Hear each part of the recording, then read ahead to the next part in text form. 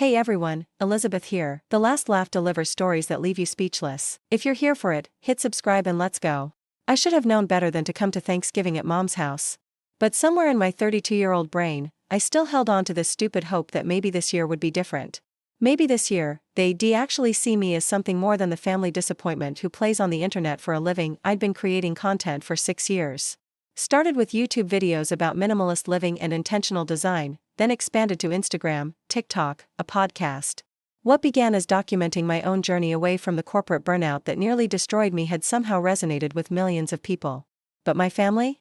They saw it as a phase, a hobby, something I did while waiting for a real job to come along. My older sister Vanessa was the golden child. Marketing director at a pharmaceutical company, married to Brad the boring dentist, mother of 3 picture-perfect children who played travel soccer and took Mandarin lessons.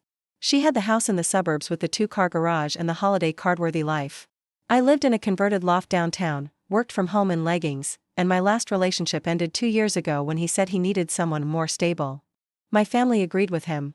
At least Vanessa contributes to society, Dad had said at last year's Thanksgiving when I tried to explain that brand partnerships were actual income. She helps sick people get medicine. You post pictures of your breakfast. This year, I'd almost declined the invitation. My manager Crystal had warned me, you've got the Netflix executive's final decision coming through Thursday, Thanksgiving Day. Are you sure you want to be at Family Drama Central when that notification hits? But I'd convinced myself I could handle it. That I was evolved enough, successful enough in my own right, that their dismissal wouldn't sting anymore. I was wrong. The moment I walked through the door at 2 p.m., Vanessa was holding court in the kitchen with Mom and Aunt Linda, talking about her recent promotion. They created the position specifically for me, she said, not looking up from the vegetable trays she was arranging. Vice President of Strategic Marketing Initiatives. It's a $98,000 increase. That's wonderful, honey, Mom gushed. You've worked so hard. I set down the organic wine I'd brought, $1.47 a bottle, but none of them would notice or care. Hey, everyone. Oh, Kayla. Mom glanced at me. You're here. Can you set the kids' table? Vanessa needs to finish her presentation about the house addition they're planning. The kids' table. I was 32 years old. I went to the dining room where the card table was set up with plastic plates. Vanessa's children, ages 9, 7, and 5, were already running around screaming while Brad scrolled on his phone, doing nothing to stop them. The youngest, Maddox, crashed into me at full speed. Sorry, I said automatically, though he'd hit me. Maddox, be careful around Aunt Kayla, Vanessa called from the kitchen. She's not used to children. The implication hung in the air, unlike you, I have a real life with real responsibilities. Dad arrived from his golf game at 3 p.m. He hugged Vanessa first, made a fuss over the kids, shook Brad's hand. Then he noticed me. Oh, Kayla. Still doing the internet stuff? Yeah, Dad. Still doing that. He headed to the kitchen to pour himself bourbon. Must be nice having all that free time. Free time. I'd worked 80-hour weeks for the past 4 months preparing for the Netflix pitch, coordinating with my team of 12 people, managing content across 7 platforms, negotiating contracts. But sure. Free time. Dinner was scheduled for 4 p.m. sharp. Mom was militant about timing. By 3:45, we were all seated, the adults at the main table covered with Mom's good china, me squeezed in at the far end near the kitchen.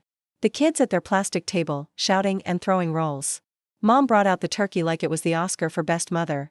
Vanessa took approximately 600 photos of it for her Instagram, the one she updated twice a year with captions like blessed life and family everything. Let's go around and say what we're thankful for, Mom announced, carving knife in hand. Dad went first, thankful for my health and my family, especially this one here. He gestured at Vanessa. Making us proud every single day. Aunt Linda, thankful for this beautiful meal and beautiful family. Brad, thankful for Vanessa and the kids and our incredible life together. Vanessa, thankful for my promotion, for my healthy children, for this home that raised me to value real accomplishments. Real accomplishments. She didn't even glance my way, but I felt it like a slap. The kids were excused from gratitude, too young, apparently, though I'd been forced to participate since age 4. Then it was my turn. Everyone was looking at me with that expression, polite interest masking pity. I'm thankful for my work, I said quietly. And for the people who support it. That's nice, sweetie, Mom said in the voice you use with children. But when are you going to think about settling down? Getting a real career? Vanessa was already on her 2nd child at your age. My work is a real career, Mom. Well, I'm sure it's fun, but, she waved her hand vaguely, at some point you need stability. Benefits. Retirement planning. Things adults worry about. I have all those things. Vanessa laughed, actually laughed, and reached for the mashed potatoes. Kayla, come on. You know what mom means. You post videos of yourself talking about throw pillows and coffee routines. It's not exactly building a future. My phone was in my pocket. It had been buzzing intermittently since 3:30, but I'd been ignoring it. Crystal knew better than to bother me during family time unless it was urgent. The Netflix deal wasn't supposed to be finalized until tomorrow at the earliest. I'm building something meaningful, I said, keeping my voice level. Just because you don't understand it doesn't mean it's not real. Oh, honey. Mom passed the green bean casserole to Dad. We're not criticizing. We just worry about you. Living alone in that tiny apartment, no husband, no children, no stable income. I own that apartment, I said. I bought it outright 2 years ago. Silence. For exactly 3 seconds. Then Dad, well, that was probably a poor investment decision. Real estate downtown is overpriced and the neighborhood isn't family friendly. When you eventually want to start a real life, you'll regret that choice.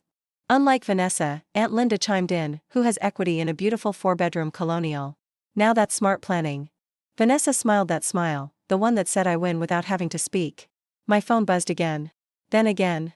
3 times in rapid succession. Can you silence that? Mom asked, annoyed. We're having family time. Sorry. I pulled it out to turn it off. That's when I saw the screen. The first notification was from my business banking app, wire transfer received, $1,550,000. The second was from Crystal, call me now. They said yes. The third was an email from Netflix, the preview showing, agreement executed, original series, Intentional Living with Kayla Morrison, 8 episodes, $3.1 million production budget. The fourth was my Instagram, the blue verification checkmark notification I'd been waiting 8 months for, congratulations. Account verified, 2.4M followers. I stared at the screen. My hands were steady. Something cold and clear settled over me. What is it? Vanessa asked, fork paused halfway to her mouth. Another brand wants to send you free soap? I looked up at her. At all of them. Mom with her judgmental eyes. Dad with his dismissive smirk. Aunt Linda already bored and turning to ask Brad about his dental practice. Vanessa with that superior smile that had haunted me since childhood. Actually, I said calmly, Netflix just confirmed my series deal. Vanessa laughed. Right. Sure they did. An 8-episode series about intentional living and minimalist design. They've ordered it straight to production. Kayla, that's enough, Mom said sharply. We don't need you making up stories for attention. The budget is $3.1 million. The room went quiet. Even the kids stopped screaming. Dad set down his bourbon. That's not funny. I'm not joking. I turned my phone around, showing the email preview. I just received the first payment. $1.55 million. It hit my account 4 minutes ago. Vanessa's face had gone white. You're lying. You edited that somehow. Why would I lie? Because you're jealous. Her voice cracked slightly. You've always been jealous of my success, my family, my real career. My phone rang. Crystal's name flashed on the screen. I answered on speaker. Kayla. Crystal's voice filled the dining room. Oh my God, did you see? They said yes. They loved the pitch, they loved your platform numbers, they're talking about you hosting additional projects. The $3.1 million is just for the first series. If it performs well, they're already discussing a multi-year deal in the 7-figure range. This is insane. You did it. Also, the verification came through, 2.4 million followers officially verified. Instagram wants to feature you in their creator spotlight next month. And I just got off the phone with HarperCollins, they're offering $750,000 for a 2-book deal. Kayla, are you there? Why aren't you screaming? I was watching my family's faces. Mom's mouth was open. Dad had gone completely still. Aunt Linda looked confused, like someone had started speaking another language. Brad was Googling something frantically on his phone. Vanessa was staring at me like she'd never seen me before. I'm here, I said to Crystal. I'm at Thanksgiving dinner. Oh shit. Did I just, on speaker? Yes. Oh. Well, congratulations. We'll talk tomorrow about the contracts and timeline. Enjoy your turkey. She hung up. The silence that followed was profound. Then Mom, that can't be real. It is. But you just post little videos. You're not a real content creator. You don't have that many followers. I have 2.4 million on Instagram, 3.8 million on TikTok, 1.2 million on YouTube, and 890,000 podcast downloads per month. Dad's face was red. If you were making that kind of money, we'd know about it. Why would you know? You never asked. You assumed I was broke and struggling because that fit your narrative better. Vanessa's voice was shaking now. This is insane. You're making all this up to what? To make me feel bad at Thanksgiving? I'm not making anything up. And I'm not trying to make you feel bad. I'm just answering Mom's question about my career. But $3 million? Aunt Linda sounded almost offended. For doing what? Taking pictures of your coffee? For 6 years of building a brand, cultivating an authentic relationship with millions of people, and creating content that helps them live more intentionally. Netflix saw the value in that. Apparently my audience does too. Brad looked up from his phone, eyes wide. She's telling the truth. I found her Instagram. 2.4 million followers. Verified. Netflix announced the deal 3 hours ago on their press release page. It's real. The cranberry sauce sat forgotten, congealing on the table. Vanessa stood up abruptly, her chair scraping against the floor. This is ridiculous. You think you're better than me now? You think some internet fame makes you more successful than someone with an actual career? I never said I was better than you, Vanessa. You're the one who's been saying you're better than me for the past decade. Because I am. She was almost shouting now, and the kids had gone silent, watching their mother with worried faces. I went to college. I got my MBA. I worked my way up in a real company with real responsibilities. I have a husband and children and a real life. You just got lucky posting vapid content to people with no critical thinking skills. Vanessa, Brad said quietly. Maybe we should. No. She whirled on him. This is insane. She doesn't get to come in here and pretend she's successful when I've been killing myself for years trying to make something of my life while she played around online. My phone buzzed again. Another email. This one from my accountant, annual income projection updated based on new contracts, $4.7 million for 2025. Recommend meeting to discuss tax strategy and investment options. I didn't show them that one. I need to go, I said, standing up calmly. You're leaving? Mom looked panicked. But we haven't even had dessert. And we need to talk about this Netflix thing. Are you sure it's legitimate? Have you had a lawyer look at it? I have a lawyer. I have an accountant. I have a manager and an agent and a team of 12 people who work with me. Yes, it's legitimate. 12 people? Dad's voice was faint. Full-time employees. I've been running an actual media company for 3 years. You would know that if you'd ever asked about my work instead of dismissing it. Vanessa's eyes were shining with tears now, angry tears, not sad ones. So what, you're just going to leave? Rub your success in our faces and leave? I'm not rubbing anything in anyone's face. You asked me about my career. I told you. You didn't like the answer. How long? Mom's voice was small. How long have you been successful? Depends on your definition. I crossed 6 figures 3 years ago. 7 figures last year. This year will be my best yet, obviously. The numbers seemed to hit them physically. Dad actually swayed. And you never told us? Aunt Linda sounded betrayed. I tried. You didn't want to hear it. Every time I mentioned my work, you changed the subject or made it clear you thought it was a joke. After a while, I stopped trying. I picked up my bag. My coat was in the front closet. The organic wine sat unopened on the counter. I'd take that with me. Kayla, wait. Mom followed me to the hallway. This is a lot to process. Can't we talk about this? What's there to talk about? Well, this is wonderful news. We're so proud of you. We always knew you'd. No, you didn't. I pulled on my coat. You thought I was a failure. You pitied me. You seated me at the kids' table, Mom. At 32 years old. Her face crumpled. That was just because of space constraints. It was because you don't respect me. You never have. Vanessa appeared in the doorway, mascara slightly smudged. So that's it? You're just going to abandon your family? I'm setting a boundary. There's a difference. What does that mean?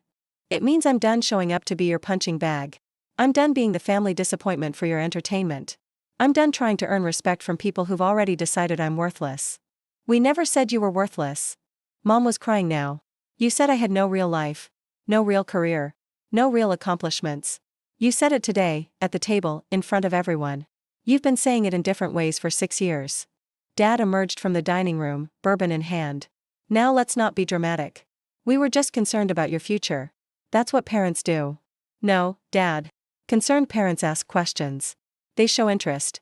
They acknowledge their child's successes even if they don't fully understand them. You didn't do any of that.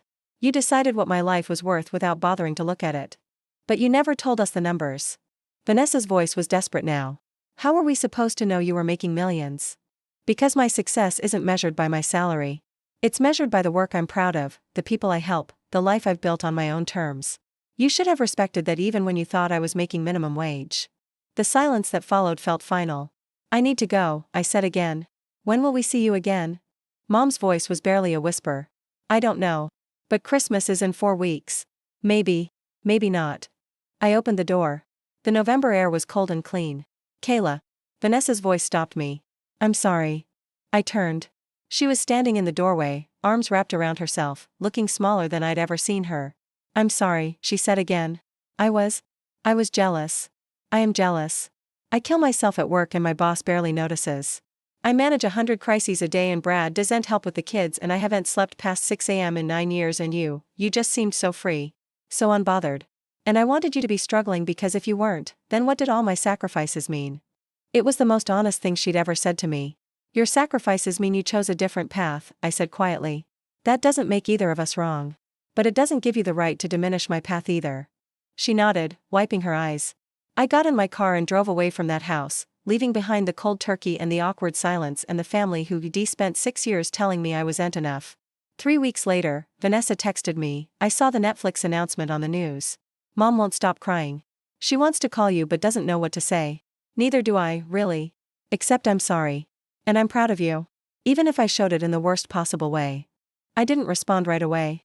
I was too busy filming episode 1, managing my team, coordinating with the Netflix producers who treated my ideas like they mattered, like I was a real professional with valuable insights. Because I was. I'd known that all along. It just took my family a $3.1 million reality check to figure it out. I finally texted Vanessa back that night, thank you. I'm not ready to come to Christmas yet. Maybe next year. But I appreciate you saying that. She replied with a simple heart emoji. It wasn't full forgiveness. It wasn't everything fixed. But it was a start. And that was more than I'd had at that Thanksgiving table, surrounded by people who'd loved me but couldn't see me.